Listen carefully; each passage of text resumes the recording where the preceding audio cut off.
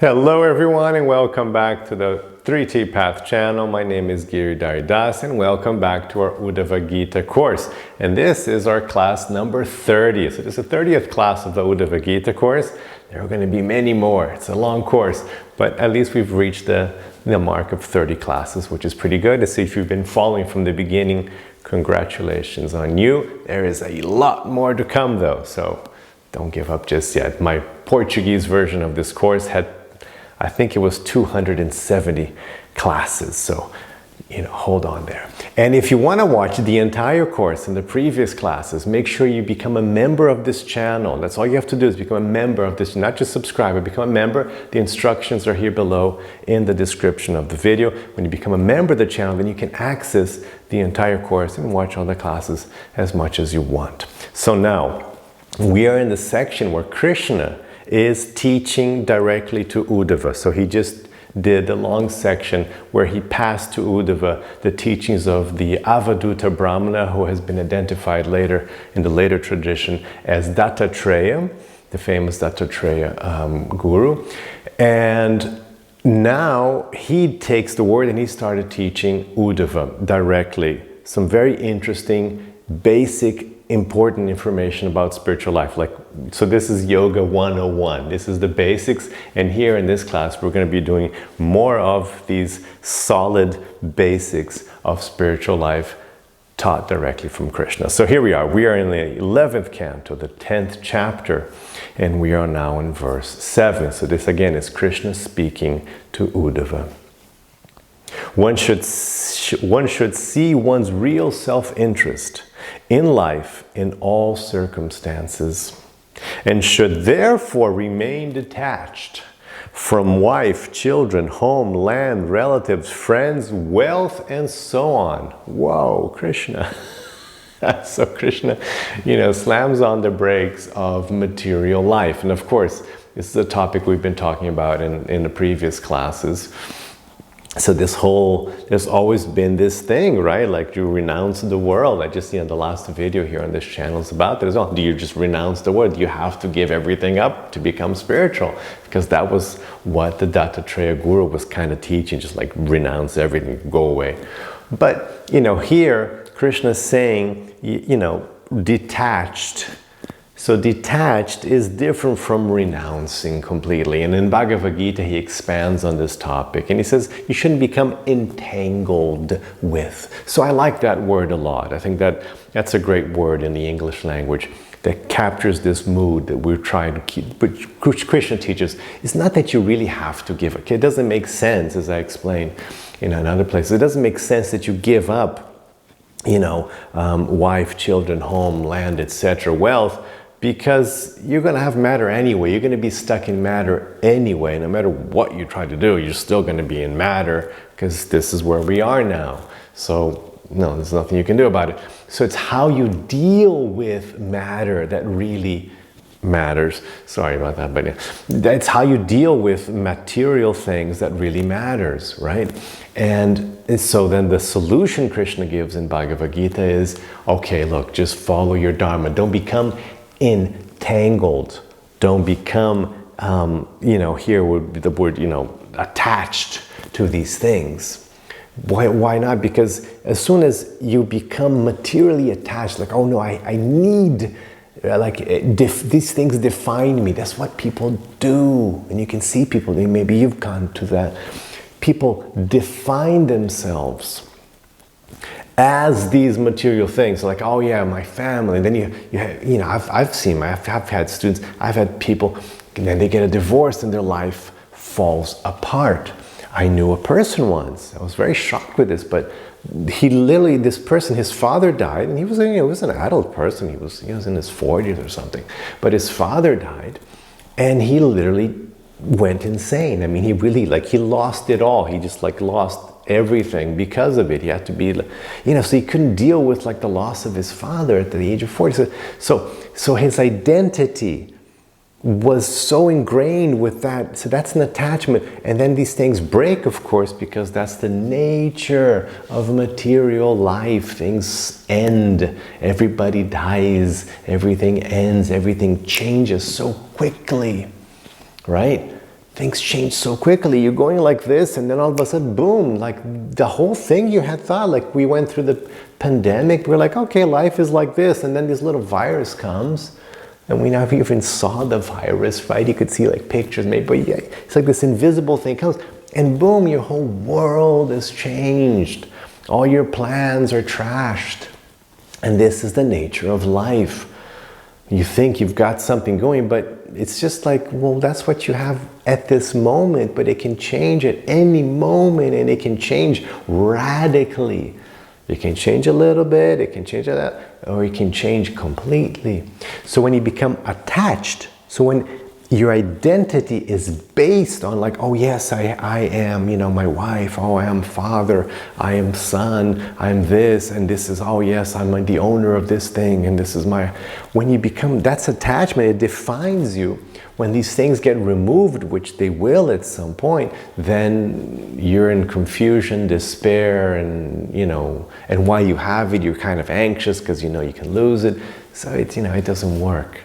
So that's what Krishna is saying. Don't become attached. Don't become entangled with these things. Have them, sure. Have wife, don't have wife, have wealth. It doesn't matter. It's how you deal with it. Because you could like not have a wife or a husband and then be freaking out about the fact that you're single. Or you can have it and then you're freaking out that you might lose it. So it's like how you deal with it that matters. It's not the thing itself. The thing itself is not the problem. So then the guiding principle is Dharma. That makes it all so simple when you understand this basic instruction from Bhagavad-gita, which I always try to emphasize here in the 3T path. Dharma. So when you're focused on Dharma, like, okay, whatever situation I'm in now, it doesn't matter, married, not married, rich, poor, this, that, and house, no, whatever situation I'm in, what is my Dharma? What is my purpose? What is the action that my duty in relation to this situation? What is the best of me? What is expected of me? Well, how can I best please God within this situation? So that's the best. With that, you're all set. It doesn't matter what's going on materially. So you do this situation, and pandemic, this situation, and then this, and then you win this, you lose that, whatever. You're always focused on Dharma. That's where you get equanimity, which is this key word. It comes up all over the Shastras, all over Bhagavad Gita. Equanimity. You'll have equanimity because equal vision, you'll be fixed on Dharma and on Bhakti. Okay, purport.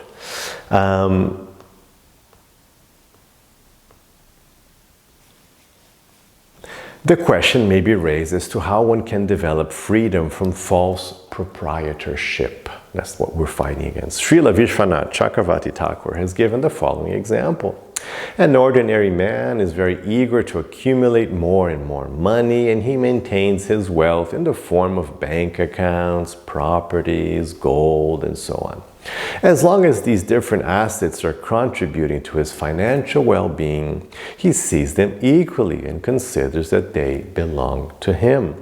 But if some of his assets are taken by the government for taxes, or if they are lost in an unfortunate business arrangement, then he is forced to give up his sense of proprietorship. In the same way, everyone should be intelligent enough to observe that one's sense of ownership over innumerable material objects is not permanent. This is the basic thing. Therefore, one should develop detachment from these things. That's it. That's all you have to understand from these instructions on detachment, on non-attachment. Just understand that it's all impermanent. And it's not really yours. It's not your property. It really does belong to God. And He's just letting you have it for now. And it could be for the next, for until the end of your life. It could be for the next second. You don't know. But it belongs to God. Everything just belongs to God. And then I'm just following my Dharma in relation to that responsibility which God has bestowed upon me. That's the great, that if you have that mentality, you can own the world. You can own the world and you can be free within, totally detached. And you can own the world. Because you know it's not really yours. It all belongs to God and you're just administrating it for God. In the same way, everyone should be intelligent enough to observe that one's sense of ownership over innumerable material objects is not permanent. Therefore, one should develop detachment from these things. If one does not cultivate a loving feeling of friendship for the Supreme Personality of Godhead and his pure devotee, the spiritual master, one will undoubtedly be entangled by the network of material society, friendship, and love. One will then remain bound up on the material platform with no hope of permanent happiness. Okay, verse 8. Now, super basic, important information on spirituality. So we learned first thing, not proprietorship, and now we learned the second super important lesson. Just as fire, which burns and illuminates, is different from firewood, which is to be burned to give illumination. Similarly, the seer within the body, the self-enlightened spirit soul is different from the material body, which is to be illuminated by consciousness. So the word here Krishna is using is the classic word Atma. Atma. So you're Atma, I'm Atma. Atma here translated as self-enlightened spirit soul. So we are the self-enlightened spirit soul that we give consciousness to the body. The body itself doesn't have consciousness, but from within, the consciousness. And then Krishna gives this great example, used many times in scriptures, of the piece of kindling wood. So you get a piece of wood and it's cold and dark, right? It doesn't emit any light and it's dark. It's just like, wood. Imagine a piece of coal, right? Completely black. Just no light, cold. But from there, the fire comes. So that's used for the fire to shine through. And just as the body is used for the Atma to shine through. So it's great, it's a perfect example. Thus, the spirit, soul, and the body possess different characteristics and are separate entities. Okay, so this is the first thing that Krishna teaches Arjuna in Bhagavad-gita. This is Yoga 101. You are not your body. This is the first thing you have to learn. So Krishna here is going right back to basics. It's great, isn't it? So the first verse we read today, you're not the proprietor, you're not the body. Great. If you get these two things right, you're kind of done. You've kind of that's it. You've figured out spiritual life. If you get these two things just right. Purport. It is analytically demonstrated in this verse that one should never falsely identify the ego with the material body. Such misidentification is called false ego or material illusion. So the word in Sanskrit is ahankar, and it's translated, at least in our tradition here, as false ego. Ego is the Greek word for I. So identity, who am I? Ego. And then the false I, the false ego is like, oh, I'm the body. No, that's wrong. That is the false I. The real I is Atma. I'm spirit soul, I'm Atma. And more precisely, I am servant of God. So I'm a spirit soul, part and parcel of God. Amsa, Krishna says. Mame vamsa jiva loke. So I'm an amsa, I'm a part of God, and I'm a servant of God. That is my true identity. So when you identify with the body, false ego. The following question may be raised. Since it is commonly known that the Supreme Personality of Godhead enlightens the conditioned soul, why is the term swadrik or self-enlightened used in this verse? Srila Vishwanath Chakravarti Thakur explains that although the Supreme Personality of Godhead certainly furnishes consciousness to the living entity, The living entity, being endowed with the potency of the Lord, has himself the capacity to revive and expand his pure consciousness. So of course, obviously you choose to become enlightened, because or else everybody would already be enlightened, because that's what God wants, but God doesn't force that. We have free will, we have the capacity to enlighten, to become enlightened by choice, as you all who are watching here are on that path, or at least you've thought of it, because you wouldn't be watching this, you'd be watching, I don't know, something else, Mr. Beast or something. You'd be watching some other, but if you're here because you're already activating your potential for self-enlightenment. The example may be given that gold or silver domes brilliantly reflect the rays of the sun. Although the light comes from the sun, the inherent properties of gold and silver can also be considered causes for the brilliant reflection. Since other substances do not possess suitable properties to reflect the sun's light.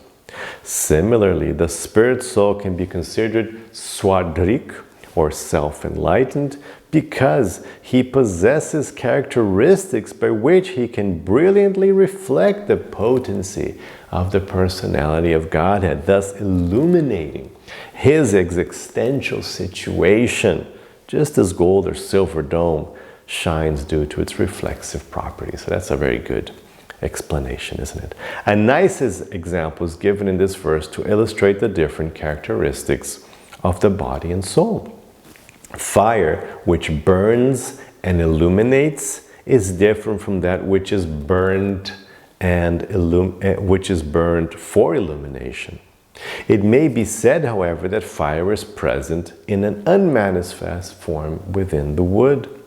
Similarly, in the conditioned life of ignorance, the spirit soul is present though unmanifest within the body. So you can use that example. Of course, even in ignorance, the soul is the soul is acting and choosing, even if it's choosing badly, of course the soul's there. But in the sense of, spiritual enlightenment and comparing with the state of, yoga that we're seeking here, you can say that soul, like the person who's being a materialist, has the potential for spiritual life, but that potential is unmanifest. It's not activated, just as the potential for fire within wood or the piece of coal is there, but it hasn't been activated.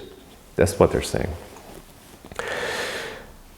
Therefore, we are conscious of the body. Therefore, it may be said that the body is illuminated by consciousness, which is the energy or symptom of the spirit soul. Identifying the body and soul as one is just as foolish as considering fire and wood to be the same. In both cases, the intimate circumstantial connection between fire and wood, or between the soul and the body, does not alter the fact that the fire is different from the wood and that the soul is always different from the body. So that's a very nice image, isn't it? A very nice example, imagery, for you to understand that. It's very good, isn't it? Because you see living entities, not just your own body, but of course plants and animals and everything, and you can see like, it's the same thing, soul and body, and you can see like just like the fire and the wood's there and it can become fire in a second, but right now it's the same, but they're separate anyway. Same thing here, so it's a good example. Okay, verse 9. Just as fire may appear differently as dormant, manifest, weak, brilliant, and so on, according to the condition of the fuel, similarly, the spirit soul enters a material body and accepts particular bodily characteristics. So then Krishna expands on this example. So you have a fire, is it giant, is it a huge fire, is it a small fire, is it not even there? Well, it depends. It varies, in the same thing with the body and soul. So you have some life forms, like you look at a plant, it's like, oh, is there life there? You're not even sure. It's like it's not doing anything. And then different life forms like human. Oh, you can really see the soul. You look in certain, like even you look in the eyes and you can see it's alive. It's like, and acts and thinks and speaks and philosophizes. So different varieties, just as you have the different varieties of fire.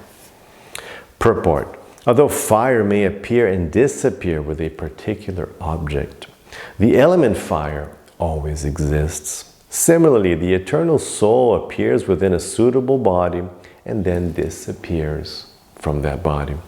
But the soul always exists. Just as fire is different from its fuel, the soul is different from the body. That's the basic thing here. If nothing else, just get that part. A match makes a tiny fire, whereas the explosion of a huge gasoline tank will send flames shooting up into the sky. But still, fire is one. Similarly, the one spirit soul may appear in the body of Brahma, and another one in the body of an ant. But the spirit soul is qualitatively the same in every body. It's amazing, right? So well, to speak of an ant, right? We have these little bacteria. So the soul in tiny little bacteria is the same as the soul in Lord Brahma, this all-powerful being who controls and created this universe and is so powerful. But they both have souls in them, and in another life it could be the other way around. That soul could be Brahma, and Brahma could be in the bacteria.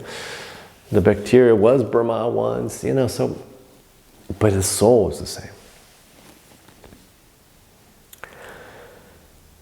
But still, fire is one. Similarly, one spirit soul may appear in the body of Brahma and another body of an ant, but the spirit soul is qualitatively the same in every body. Because of ignorance, we impose the bodily characteristics upon the soul, and thus we say that a particular person is American, Russian, Chinese, African, or Mexican, or that he's old or young. Although such designations certainly apply to the body, they do not apply to the spirit soul, which is described here as para, or a transcendental entity. As long as the bewildered spirit soul remains inimical to the Supreme Personality of Godhead, the designations of the gross and subtle bodies will wrap themselves around him, keeping him in darkness. If one intellectually identifies oneself with various materialistic philosophies of life, he becomes covered by the subtle mind. Ultimately, everything that exists is part and parcel of the Absolute Truth, Lord Krishna. When the living entity realizes this, he becomes nirupadi, or free from material designations. This is his constitutional position. By that I mean, that is what you really made to be. That is the original correct state for you, is to be free from material designations. Okay, verse 10. The subtle and gross material bodies are created by the material modes of nature, which expand from the potency of the Supreme Personality of Godhead. Material existence occurs when the living entity falsely accepts the qualities of the gross and subtle bodies as being his own factual nature. This illusory state, however, can be destroyed by real knowledge. Okay, so this is a very important point here. So for one thing, you're talking about subtle and gross bodies. In case you're catching up and this, you don't know. Krishna explains that his material nature, this stuff we're in now, is composed of 8 elements. And 5 of them are called the gross material elements, the stuff you can see and measure, right? Which is, earth, water, air, fire, and ether, which in modern language would be solids, liquids, gases, radiant energy, and vacuum. Okay? So you have these things. But then you have 3 more, which are mind, intelligence, and false ego. So these are also elements of material nature. also in the category of material nature. So then the subtle body is made of these three. But it's matter. It's still matter. It's still made of material energy. And then the gross body, the stuff that that you study in medicine, this one you can see, is made of the 5 gross elements. So when the person, the soul, Atma, you, the real you, we're inside the subtle body, which is inside the gross body. And then when there's death, the gross body is no longer viable. The gross body dies, but the soul is still trapped in the subtle body. And inside that subtle body, it may do some things until it again takes birth in another material body, gross material body. So the soul is always trapped. The soul is never loose. The soul only becomes loose and free when it destroys these identities by real knowledge. And that's what we're doing here. That's the idea of yoga. That's the idea of Bhagavad-gita, Uddhava-gita. That's what these teachings are all about. Yoga is all about. The famous Yoga Sutras, Patanjali's Yoga Sutras. What's the thing? What is the thing that you're trying to do? Viveka Kyatir, to understand the difference between Purusha and Prakriti. Or Pradhana, depends on the language. But anyway, from spirit, soul, and matter, that's the thing. That's what it's all about. If you're like, what's the Yoga Sutra about? That's it.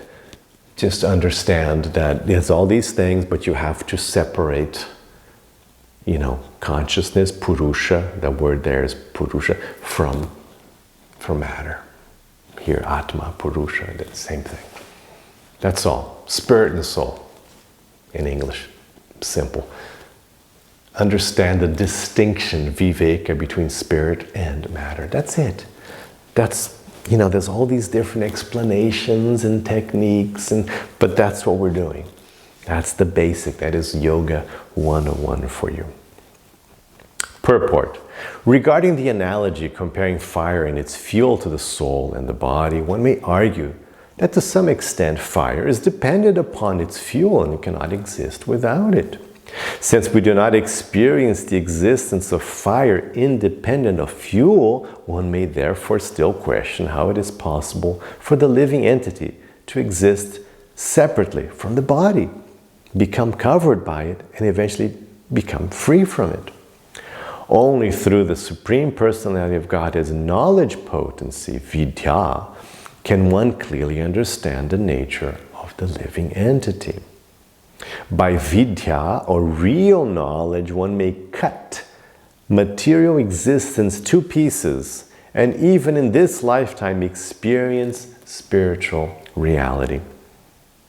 According to Srila Vishwanath Chakravarti Thakura, our material existence is an artificial imposition.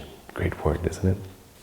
By the Lord's inconceivable potency of nescience, the qualities of gross and subtle material forms are psychologically imposed upon the living being. And because of misidentification with the body, the living entity initiates a series of illusory activities. As explained in the previous chapter, the present material body is like a tree that produces the karmic seed of the next body. However, this cycle of ignorance can be cut to pieces by the transcendental knowledge explained by the Lord. So this is a huge, huge topic, concept, idea in yoga and Bhagavad Gita. Krishna talks about, there's the 4th chapter is called Jnana Yoga. And Krishna talks about the power. He glorifies this process. Jnana means knowledge. This process of developing this yoga knowledge, Jnana Yoga, this process of getting this information, understanding things correctly. This is a basic concept, not only in yoga, but of course it's the basics of Sankhya, even in Nyaya, using logic to become free. It's a basic concept in the whole Indic tradition. Just use knowledge, with knowledge you can break free. And it works. It totally works. And this is what Krishna is saying here, that you're going to use knowledge to break free from this cycle. Ultimately, the conditioned souls, being both inimical to the Supreme Personality of Godhead, do not accept the perfect knowledge spoken by the Lord. And that's it. That's the problem. People are distracted. People don't believe. They can't be bothered to look into it. That is the main thing, at least in my 30 years of being in this world, of teaching and practicing, this yoga path. People just don't care. They're distracted. They're just, I don't know. I mean, for me, it's like, why? How can you not be interested? But, they're not. They don't care. It's like, why don't you care about who you are and that you're here? And don't you want to solve the root of all problems? No, I just want to get lunch. I want to catch a good movie tonight. It's like, I know you can get lunch and catch a movie, but you can also just use a little bit of brain power to figure stuff out. But people don't. But for whatever reason, can't be bothered. But if they did, and they would experience the difference. And this is the key point here. Experience the difference. You will have direct perception. Krishna uses this word, pratyaksha, direct perception of spiritual life. And here, the acharyas are saying the same thing here in the purport. You will experience that. You experience it. But they're not interested. Instead, they remain absorbed in gross and subtle illusion. But if the living entity accepts the Lord's knowledge, his whole situation can be rectified and he can return to his original, eternal, blissful life of perfect knowledge in the direct association of the Lord. Great stuff, isn't it? I hope you enjoyed it as much as I did sharing this with you. And don't forget to like and subscribe, share and become a member of the channel. Watch the whole course and bring others. Let's help the world. People are suffering. Bring them on board. Invite your friends, your family members to check out the channel and this course so they can also share in this wonderful teachings Krishna is giving us. So thank you very much. Have a rest of your day with lots of peace and lots of love. Hare Krishna.